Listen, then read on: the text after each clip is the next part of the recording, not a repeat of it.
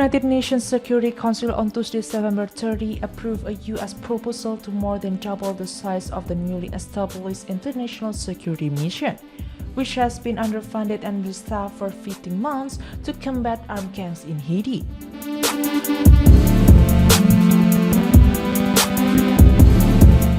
The proposal sparked criticism from China and Russia toward Washington.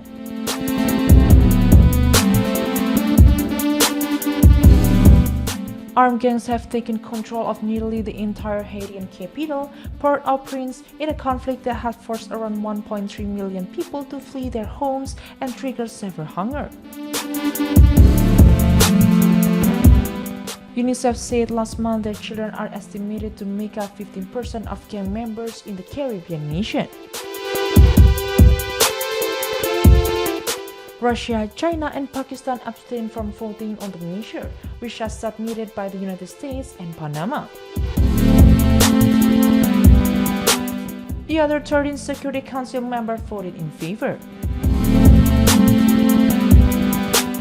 New power, same problems.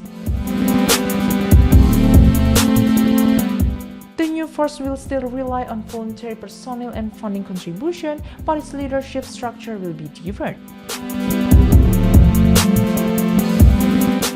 The force will be led by a group of representatives from countries that have contributed personnel along with the US and Canada.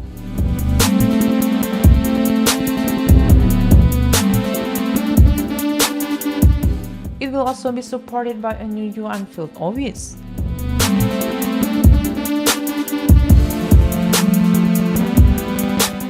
It remains unclear how the new force will address the challenges faced by the current Kenya-led multinational security support mission.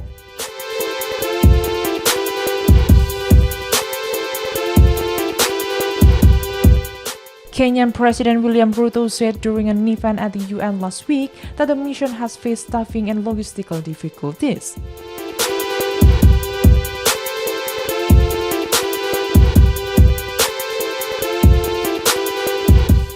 Although he praised Washington for its action, he said the vehicles provided are used vehicles and therefore frequently break down.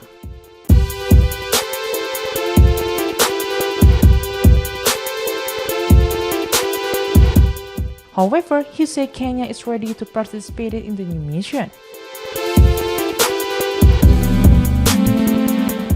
Russia and China were both critical of the United States, accusing it of failing to stop the flow of illegal weapons into Haiti from the US and not providing sufficient funding for the initial MSS mission.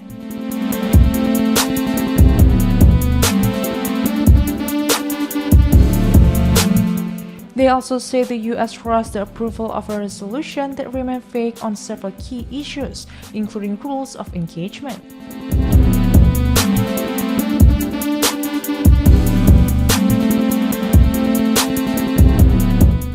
Russia invaded neighboring Ukraine in February 2022.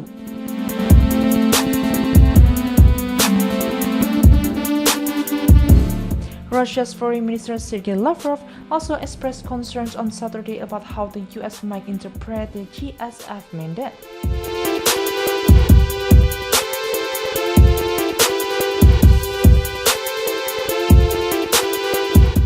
The resolution adopted on Tuesday authorized participating countries in the GSF to take all necessary measures to fulfill the mandate, a phrase often used as a green light for the use of force. The US mission to the UN did not immediately respond to a request for comment on the statement.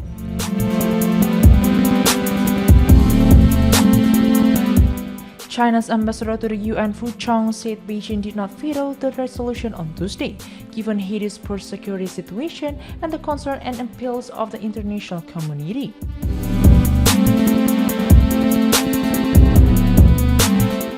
A senior U.S. official in Haiti last week said continued U.S. funding for the current UN-backed security forces in Haiti would not be granted if the Security Council rejected Washington's proposal to restructure and expand the mission.